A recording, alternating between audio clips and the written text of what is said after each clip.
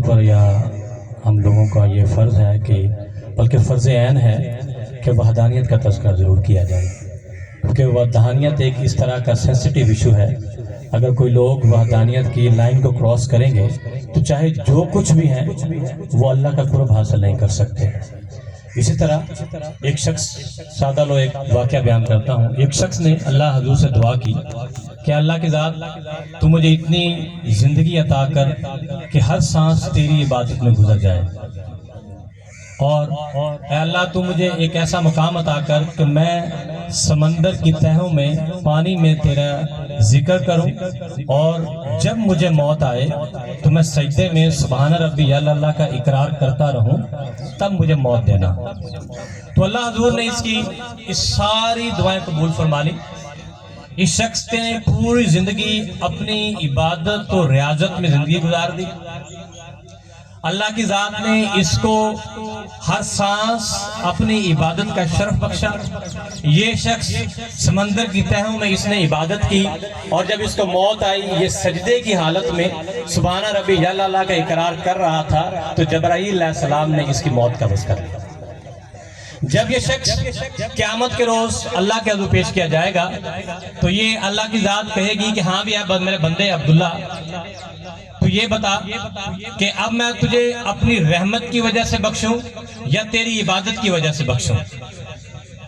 یہ شخص کہتا ہے، سوچتا ہے کہ میں نے ساری زندگی اللہ کے ذکر میں گزار دی، زمین پہ عبادت کی، سمندروں میں عبادت کی، جب مجھے موت آئی، اتنی افضل ترین موت آئی کہ اللہ کے ذکر میں سبحان ربی اللہ کے اقرار کرتے ہوئے مجھے موت آئی، تو اس نے کہا اے اللہ کی ذات مجھے میری عبادت کی وجہ سے بخش دے۔ جیسے ہی اس شخص نے یہ بات کی تو اللہ کی ذات نے کہا ٹھیک ہے جناب، اس کو اس کا اعمال نامہ دکھایا جائے۔ وہ اعمال نامہ اس کو دکھایا جائے گا، جب وہ ساری تصویر اس کو دکھائی جائے گی اور جب وہ دیکھتا جائے گا جو اس کی نیکیاں ہوں گی وہ بدیوں میں کنورٹ ہونا شروع ہو جائیں گی، فرشتے اس کی بدی لکھنیاں شروع کر دیں گے، اس کے نیک اعمال سارے وہ بد اعمال میں کنورٹ ہونا شروع ہو جائیں گے۔ یہ شخص دیکھ رہا ہوگا اور نہایت ہی پریشان ہوگا۔ پھر اللہ کی ذات ایک ایسا مقام آئے گا کہ اللہ کی ذات پوچھے گی اب بتا اے اللہ کے بندے، اب تیری تو کوئی نیکی رہی نہیں، ساری یہ بدی میں تقسیم ہوگی، تو نے تو دنیا میں اس لیے عبادت کی ہے کہ لوگ تجھے زاہد و تقوی کہیں، تو نے تو اس لیے میرا ذکر کیا ہے، تو یہ سمجھتا تھا کہ دنیا میں لوگ تجھے عامل فاضل کہیں، اس وجہ سے تو میری عبادت کرتا رہا کہ دنیا والے مجھے اچھا کہیں، دنیا والا مجھے ملک کہیں، دنیا والا مجھے زاہد کہیں، دنیا والا مجھے عابد کہیں۔ تو اللہ نے کہا وہ سارا اعمال میں نے تمہیں دنیا میں ہی دے دیا، اب تیری آخرت میں کچھ نہیں ہے۔ یہ شخص اللہ کے حضور سجدہ ریز ہو جائے گا اور یہ ہاتھ جوڑ کے التجا کرے گا اے اللہ کی ذات تو میری عبادت کی وجہ سے مجھے نہ بخش، تو اپنی رحمت کی وجہ سے مجھے بخش دے۔ اور اللہ کی ذات کہے گی اے فرشتو اب اس کو اس دوزخ سے اٹھاؤ اور اس کو جنت میں لے جاؤ۔ یہ وحدانیت وہ ہے۔ ایک دفعہ حضرت انس رضی اللہ تعالیٰ عنہ بیان فرما رہے تھے، اب غور کیجئے گا، رسالت مآب صلی اللہ علیہ وسلم اس محفل میں موجود ہے۔ حضرت انس ایک حدیث کی تشریح کر رہے ہیں، ایک آیت کی کر رہے ہیں جس نے اللہ اور اس کے رسول کی اطاعت کی، در حقیقت اس نے اللہ کی اطاعت کی۔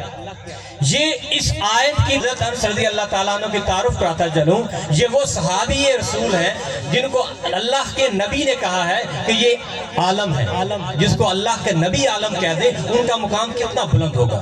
حضرت انس یہ تعریف بیان کر رہے تھے، اس آیت کی روشنی میں یہ تفسیر بیان کر رہے تھے، جس نے اللہ اور رسول کی اطاعت کی، یہ کہتے کہتے جب اپنی خطابت میں انہوں نے کہا اور جس نے ان دونوں کی اطاعت کی، یہ بڑا ایک اہم موضوع سبجیکٹ آپ کو دینا چاہ رہا ہوں۔ جب حضرت انس نے یہ کہا جس نے ان دونوں کی اطاعت کی، تو میرے رسالت مآب صلی اللہ علیہ وسلم کو روک دیا اور ان کو کہا اے انس، آپ سے بڑا کوئی علم، آپ علم والے ہو ہی نہیں سکتے۔ حضرت انس رضی اللہ تعالیٰ ہاتھ جوڑے، اے رسالت مآب صلی اللہ علیہ وسلم کیا غلطی ہو گئی، مجھے بتائیے کیا غلطی ہوگی؟ تو اس رسول خدا نے فرمایا تم نے یہ کیوں کہا ہے کہ ان دونوں کی اطاعت، ان دونوں کا یہ لفظ بھی تم نے شرک کیا ہے، تو یہ کہے اللہ اور اس کے رسول کی اطاعت۔ یہ وہ موضوع ہے جو اللہ کی ذات نے اپنی وحدانیت کے لیے رکھا ہوا ہے۔ اب یہی طریقہ کار ہے. اس کے آگے تھوڑا سا چلے. اللہ کی ذات نے قرآن پاک کے اندر عبد کا لفظ استعمال کیا انبیاء کرام کے لیے. تھوڑی سی علمی گفتگو ہے, آپ کی توجہ چاہوں گا. عبد کا لفظ استعمال کیا انبیاء کرام کے لیے. میں کچھ انبیاء کرام کا تذکرہ کرتا ہوں. سلام قول ابراہیم, سلام ابراہیم علیہ السلام علی عبد ہی, یہ میرا وہ بندہ ہے جو مومن ہے. جو کیا ہے؟